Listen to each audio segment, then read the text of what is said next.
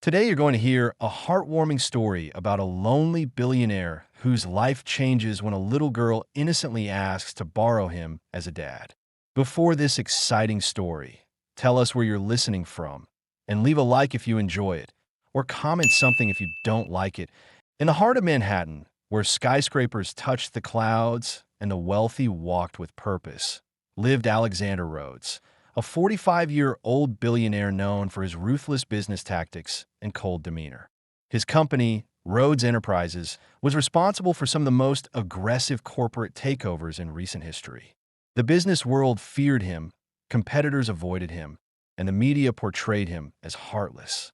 Few knew the truth behind his hardened exterior: a childhood of neglect, a failed marriage that ended when his ex-wife couldn't bear his workaholic lifestyle, and the stillborn son that had shattered his hope for family 15 years ago. Alexander's penthouse apartment overlooked Central Park, a vista worth millions that he barely noticed anymore. His mornings followed the same routine: wake at 5 a.m., exercise in his private gym, breakfast prepared by a chef but eaten alone, and then off to work in his chauffeured Bentley. The walls of his life were built with money and success, but they were walls nonetheless. On a crisp autumn Saturday, something unusual happened. His assistant, Melissa, who had worked for him for 8 years and was perhaps the closest thing he had to a friend, had an emergency. Her sister had been admitted to the hospital, and Melissa needed someone to watch her 6-year-old daughter, Emma, for a few hours. Mr. Rhodes, I wouldn't ask if I had any other option, Melissa said over the phone, her voice strained. It would just be for a few hours while I make sure my sister is stable. I know, it's completely unprofessional.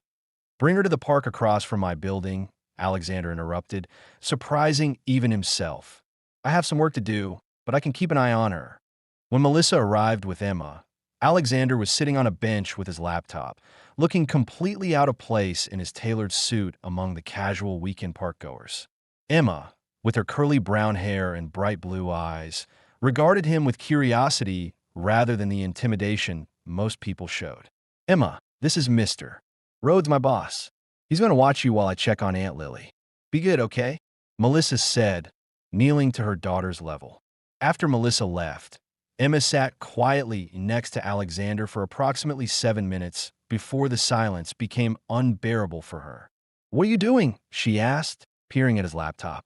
Working, Alexander replied, not looking up. On Saturday? That's boring, Emma declared with the honesty only children possess.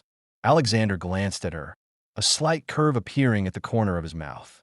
Sometimes adults have to do boring things. Emma nodded sagely. My mom says that too. She works a lot because of her boss. She swung her legs, which didn't reach the ground. Is he mean? Alexander coughed, closing his laptop. I'm her boss. Oh, Emma's eyes widened. Are you mean? The question struck him harder than any business negotiation. I expect excellence, he answered carefully. That sounds mean, Emma said simply, then changed the subject with childlike fluidity. Can we get ice cream? Mom always lets me have ice cream at the park. Before Alexander knew it, he was standing in line at an ice cream cart, something he hadn't done in decades. As they sat eating their cones, vanilla for him, strawberry with rainbow sprinkles for Emma, he found himself answering her endless questions about the ducks in the pond, why the sky was blue, and if he liked being a grown-up. Do you have kids? Emma asked, ice cream dripping down her hand. No, Alexander said, handing her a napkin. Why not? Don't you like kids? Alexander paused. I was going to have a son once, but he didn't get to be born. Emma considered this with a seriousness that seemed beyond her years. That's sad. My dad doesn't live with us anymore. He lives in California with his new family. She looked at a father pushing his son on a swing nearby. Sometimes I wish I could borrow someone else's dad. Alexander followed her gaze. Borrow a dad? Yeah, just for things like pushing swings and scary spiders and stuff. She looked up at him. Can I borrow you? Just until my mom comes back. The request knocked the air from his lungs. This child knew nothing of his reputation, his wealth, or his power. To her, he was simply a potential spider killer and swing pusher. I suppose you can, he found himself saying. For today. The next 2 hours were a revelation. Alexander Rhodes, The man whose mere presence in a boardroom could cause stock prices to fluctuate pushed a little girl on a swing. He helped her climb the jungle gym, careful hands ready to catch her if she fell. When she found a cool rock that was just a piece of gravel, he examined it with the same attention he'd give to a potential multi-million-dollar acquisition. When Melissa returned, looking tired but relieved, she found her daughter and her boss sitting on the grass, Emma teaching him how to make a daisy chain. "Mr. Rhodes, thank you so much. I hope she wasn't too much trouble," Melissa said, her surprise evident. "She was no trouble," Alexander said, standing and brushing off his expensive pants. "How is your sister?" "Stable. It was her appendix, but they caught it in time." Emma tugged on Alexander's sleeve. "Thanks for being my borrowed dad today. You're pretty good at it." As Melissa led Emma away, the little girl turned and waved, calling back, "Maybe I can borrow you again sometime." Alexander raised his hand in a small wave, standing alone in the park that had suddenly become quiet. Something had shifted inside him, a door long closed, creaking open just slightly. The following Monday, Alexander arrived at work to find a crayon drawing on his desk of what appeared to be a tall stick figure and a small stick figure at a park. In the corner was written in wobbly letters, "Thank you for the ice cream. Love, Emma." He carefully placed the drawing in his desk drawer, but found himself opening it several times throughout the day. During a particularly contentious meeting, when he would normally have eviscerated the unprepared marketing team, he found himself thinking of Emma's question, "Are you mean?" Instead of his usual approach, he dismissed the team with instructions to return when they were better prepared. His assistant noticed the change immediately. "Are you feeling all right, Mr. Rhodes?" Melissa asked cautiously. "I'm fine," he replied, then added, "Emma is a remarkable child. You should be proud." Melissa blinked in surprise. "Thank you, sir. She really enjoyed Saturday." She hasn't stopped talking about her borrowed dad. 2 weeks passed, during which Alexander found himself thinking frequently about Emma's innocent request. One evening, as he sat alone in his penthouse reviewing contracts, his phone rang. It was Melissa, her voice apologetic. "Mr. Rhodes, I'm so sorry to bother you after hours, but I have an emergency. My sister has had complications and needs to be readmitted to the hospital.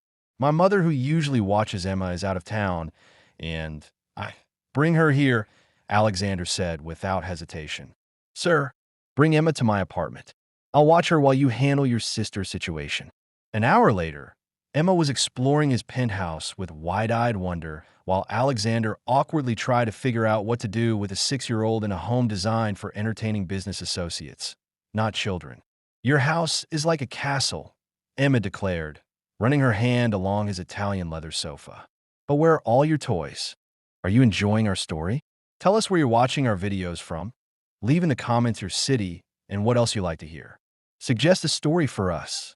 Alexander realized with a start that there was nothing remotely child-friendly in his entire home. "I don't have toys," he admitted. Emma looked at him with genuine pity. "That's the saddest thing I ever heard." That night, Alexander Rhodes, who had negotiated billion-dollar deals without breaking a sweat, found himself utterly flummoxed by a child's bedtime routine. He ordered dinner from a high-end restaurant only to discover Emma wouldn't eat anything on the menu. He ended up calling a chef at home to rush over and make chicken nuggets shaped like dinosaurs. When it came time for bed, he realized he had no suitable place for a child to sleep. His guest rooms were sophisticated spaces with valuable art and antique furniture. In the end, Emma slept in his massive king-size bed while he dozed uncomfortably on the sofa, worried she might wake up and need something. In the middle of the night, he heard a small voice. "Mr. Rhodes? I had a bad dream." He found Emma standing in the hallway, clutching a pillow nearly as big as she was. "I see," he said, completely out of his depth. "Would you like some water?" She shook her head. "When I have bad dreams, Mom lets me sleep with her." And so Alexander Rhodes, feared titan of industry, found himself lying rigidly on one side of his bed while a small child curled up on the other, falling instantly back to sleep. As he listened to her soft breathing, something broke loose inside him, a grief he'd kept carefully controlled for 15 years, for the son he never got to comfort after nightmares. When Melissa arrived early the next morning, She found Alexander in the kitchen, attempting to make pancakes while Emma instructed him on the proper amount of chocolate chips to add. Too many, Mr. Rhodes. Mom only lets me have 5 in each pancake. 5 seems arbitrary, Alexander replied seriously. What's the reasoning behind that specific number? Melissa cleared her throat, and both turned to her with matching guilty expressions. I hope she wasn't too much trouble, Melissa said, noticing the flour dusting her boss's usually immaculate appearance. She was no trouble at all, Alexander said, and meant it. Then, surprising both Melissa and himself, he added, in fact, I'd be happy to help anytime you need someone to watch her. Over the next few months, Emma became a regular visitor to Alexander's life.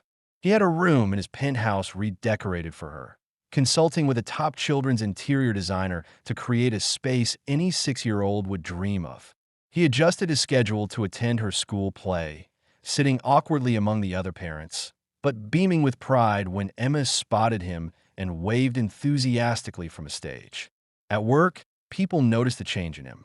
He was still demanding and exacting, but the cruel edge had softened. He implemented a company-wide family leave policy that was the most generous in the industry. When asked about it in a Business Journal interview, he simply said, I've recently gained perspective on what matters. Of course, not everyone was pleased with the new Alexander Rhodes. His board of directors grew concerned when he rejected an acquisition that would have been highly profitable but would have resulted in thousands of layoffs. This isn't like you, Alexander, said Victor Harmon, his longest-serving board member. Since when do you care about the human element? We have shareholders to answer to. Since I realize there are more important things than money, Alexander replied. We can find another way to grow that doesn't destroy families. The confrontation with the board escalated when they threatened to vote him out if he didn't return to his old tactics. Alexander stood firm, even as he faced losing the company he had built from nothing. During this professional crisis, Emma contracted pneumonia and was hospitalized. Alexander dropped everything, canceling crucial meetings to sit by her bedside, reading her favorite stories, and ensuring she had the best medical care available. You don't have to stay, Melissa told him, touched but concerned about his business responsibilities. Yes, I do, he replied simply. She borrowed me as her dad, remember? This is what dads do. As Emma recovered, news broke that the board was making moves against Alexander. The business world buzzed with speculation about the fall of the great Alexander Rhodes, undone by what many saw as a sudden attack of conscience. On the day of the board vote, Alexander was prepared to lose everything he had built. But as he entered the boardroom, he found unexpected allies. Employees had organized, shareholders had spoken up, and even some board members had been swayed by the positive press his new approach had generated. The vote went in his favor, but just barely. You almost lost everything, Victor warned him afterward. All because of some employee's kid who's made you soft. Alexander looked at him with clarity he'd never possessed before. You're wrong, Victor. I almost lost everything years ago when I convinced myself that success only looked like power and money. Emma didn't make me soft. She reminded me how to be human. That evening, as Alexander sat with Melissa and Emma in the hospital while Emma finished her final round of antibiotics, he made a decision. Melissa, he said carefully, I'd like to create a new position at Rhodes Enterprises. Chief of Community Impact. The role would involve overseeing all our charitable initiatives, with flexible hours and significantly higher compensation. I think you'd be perfect for it. Melissa stared at him. Are you offering me a promotion because of what I've been going through with Emma? I'm offering you a promotion because you're capable and because I've realized my company needs to change its priorities. But yes, it would give you more time with Emma and financial security for both of you. As they discussed the details, Emma, who they thought was sleeping, spoke up. Does this mean I can borrow Mr. Rhodes more often? Alexander smiled, a full, genuine smile that transformed his face. Actually, Emma, I was hoping we could make a more permanent arrangement. Not just borrowing. 6 months later, Alexander stood nervously at Melissa's front door, holding flowers and a small velvet box. Their relationship had evolved gradually from employer and employee to friends to something deeper, built on mutual respect and their shared love for Emma. On Emma's 7th birthday, Alexander hosted a party at his penthouse, now transformed into a warm home with photos on the walls and toys occasionally left in inappropriate places.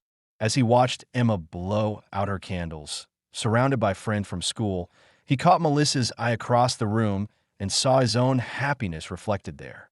Later, after the guests had gone and Emma was tucked in bed, Alexander and Melissa sat on the balcony overlooking the city lights. "I never thought my life would look like this," Alexander admitted, holding her hand. "Regrets?" Melissa asked softly. He shook his head. "The opposite. I'm grateful every day that Emma asked to borrow me. I had everything money could buy, but nothing that mattered." The following spring, in a small ceremony in Central Park near the bench where he had first watched Emma, Alexander married Melissa. Emma served as flower girl, proudly telling anyone who would listen, "I borrowed him first, but now we're keeping him forever." As they exchanged vows, Alexander thought about the journey that had brought him here, from feared billionaire to borrowed dad to a man who had found his heart again. His company was thriving under its new ethical direction. His home was filled with laughter instead of silence, and the walls he had built around himself had crumbled completely. During the reception, Emma tugged on his sleeve, a habit she had never outgrown. "Can I tell you a secret?" she whispered when he bent down. "Of course. I knew you weren't mean that first day in the park," she said confidently. "You looked sad, not mean. Everyone at Mom's office was scared of you, but I thought you just needed someone to borrow you." Alexander hugged her tightly, marveling at the wisdom of children. "You were right," he said, his voice thick with emotion. "I needed that more than you did." 1 year later, Alexander sat in a hospital waiting room, more terrified than he had ever been in any boardroom. After hours of pacing and coffee, a nurse finally appeared. "Mr. Rhodes, your wife and daughter would like to see you." He entered the room to find Melissa propped up in bed, tired but radiant, with Emma standing beside her, peering in wonder at the tiny bundle in her mother's arms. "Come meet your son," Melissa said softly. Alexander approached carefully, his heart pounding. As he looked down at the infant's face, he felt the final piece of his heart heal. Not replacing the son he had lost years ago, but creating space for new love alongside that old grief. "What should we name him?" he asked, gently touching the baby's tiny hand. Emma, now 8 and taking her role as big sister very seriously, had been contemplating this important decision for months. "I think we should name him Theodore," she announced. "It means gift from God." I looked it up. Alexander met Melissa's eyes over their children's heads, seeing in them the same overwhelming gratitude he felt. "Theodore it is," he agreed. As they sat together, a family created through chance, kindness, and a child's simple request to borrow a dad, Alexander Rhodes, once the most feared billionaire in New York, knew he had found something no amount of money could ever buy: a second chance at love, family, and becoming the man he was always meant to be. Years later, when asked about the turning point in his life, Alexander would always tell the story of a little girl in a park who didn't know who he was or what he had, but somehow saw exactly what he needed. "She asked if she could borrow me as a dad," he would say, not knowing that in reality, she was saving me from a life not worth living. The hospital room, still smelling faintly of antiseptic and new life, became the crucible of Alexander's renewed existence. Theodore, a tiny, perfect bundle, represented not a replacement for the son he'd lost, but a profound expansion of his capacity for love. Emma, now 8, hovered protectively, her small hand gently stroking the baby's cheek, a nascent maternal instinct already blooming. Melissa, though weary, radiated a quiet joy that illuminated the room more brightly than any fluorescent light. This was it, Alexander realized, the true wealth he had unknowingly sought for so long, a treasure far more valuable than any corporate empire. Life in the Rhodes-Martinez household, for Melissa had insisted on keeping her surname, a decision Alexander respected and admired, seeing it as a testament to her independent spirit, settled into a rhythm that was both chaotic and deeply fulfilling. Alexander, once a creature of rigid schedules and solitary pursuits, now found his mornings punctuated by Theodore's hungry cries and Emma's enthusiastic, if sometimes off-key, singing from her newly redecorated room. His penthouse, once a sterile monument to his ambition, was now a vibrant home, filled with the sounds of children and the scent of Melissa's home cooking. Toys, once an alien concept, were scattered artfully, or not so artfully, across Persian rugs, and Alexander often found himself stepping over a rogue building block or a forgotten doll. The private gym saw less of Alexander and more of Emma attempting acrobatic feats, while the chef, once accustomed to preparing single, austere meals, now mastered the art of organic baby food and Emma's favorite dinosaur-shaped chicken nuggets, often receiving detailed instructions from Emma herself. Melissa thrived in her role as chief of community impact. Rhodes Enterprises, under Alexander's subtly but profoundly altered leadership, was becoming a beacon of corporate responsibility. The family leave policy, initially met with skepticism by some board members, had proven to be a powerful recruitment and retention tool, boosting morale and productivity across all departments.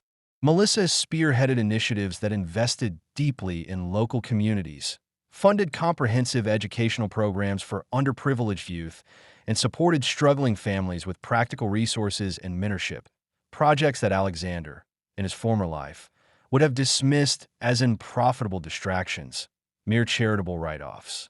Now, he found himself genuinely engaged, attending charity galas not out of obligation, but out of a burgeoning sense of purpose and a genuine desire to make a tangible difference. He even found himself smiling, genuinely, for photographs, a rare occurrence that baffled Veteran Society reporters and even his own PR team. He was often quoted in business journals speaking passionately about conscious capitalism and the importance of a triple bottom line: people, planet, and profit, a stark contrast to his former reputation.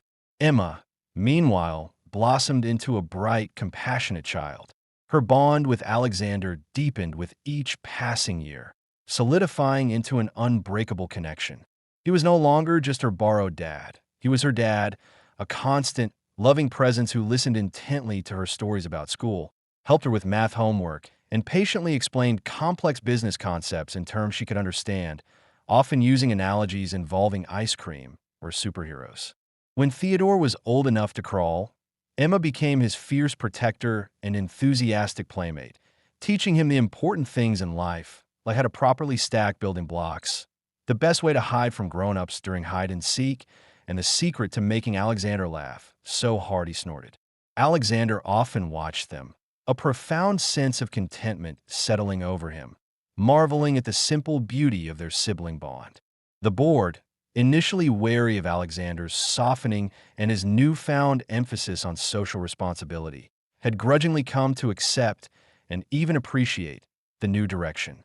While profits remained robust, the company's public image had undergone a remarkable transformation. Rhodes Enterprises was no longer synonymous with ruthless takeovers, but with ethical leadership and community engagement. Victor Harmon, Alexander's long-serving board member, still occasionally grumbled about the human element and the distraction of philanthropy.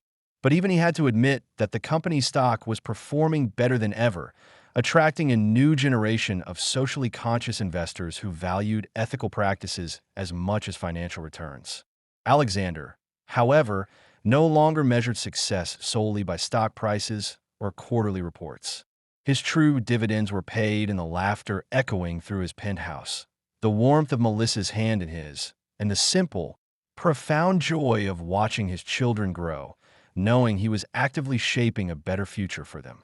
There were still challenges, of course. The relentless demands of running a global enterprise didn't disappear, and Alexander still faced tough decisions that required his sharp intellect and strategic mind. But now, he approached them with a fundamentally different perspective.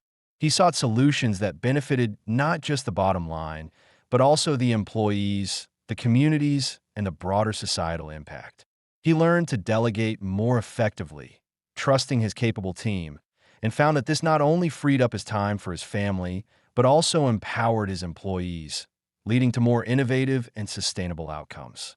He even started taking proper, extended vacations, something he hadn't done in decades, often to quiet, family-friendly resorts where he could simply be dad rather than Mr. Rhodes trading power suits for swim trunks and board meetings for sandcastles. One particularly memorable summer, when Theodore was 3 and Emma was 11, they embarked on a road trip across the national parks. Alexander, who had once considered any travel outside a private jet an inconvenience, found himself genuinely enjoying the cramped car. The sing-alongs to Emma's pop music and the simple, breathtaking beauty of the American landscape. He taught Theodore how to skip stones across a lake and helped Emma identify constellations in the vast night sky. One evening, sitting around a crackling campfire, roasting marshmallows until they were perfectly golden, Emma looked up at the vast, star-filled sky, her face illuminated by the dancing flames. "Dad," she said, her voice small and thoughtful, "do you ever miss being just a billionaire? Like before us?" Alexander chuckled softly, pulling her closer into the crook of his arm. "Emma, I'm still a billionaire," he clarified, "but now I'm also a husband and a father. And believe me," he added, his gaze sweeping over Melissa, who was smiling at Theodore as he tried to catch fireflies in a jar, and then to the crackling fire and the endless expanse of stars above them. Being a dad is a much richer experience than just being a billionaire. Money could buy a lot of things, Emma, beautiful homes, fast cars, even private jets. But it can't buy this. He squeezed her shoulder gently. "This," he said, his voice thick with emotion, a profound gratitude swelling in his chest. "This is what truly matters. This is priceless." Emma nodded, seemingly satisfied by his earnestness. "Good," she said, leaning her head against his shoulder, her small hand finding his. "Because I really like having you as my dad. And Theodore likes you too, even if he can't say it yet." The simple affirmation resonated deep within him, a powerful echo of the day she had first asked to borrow him.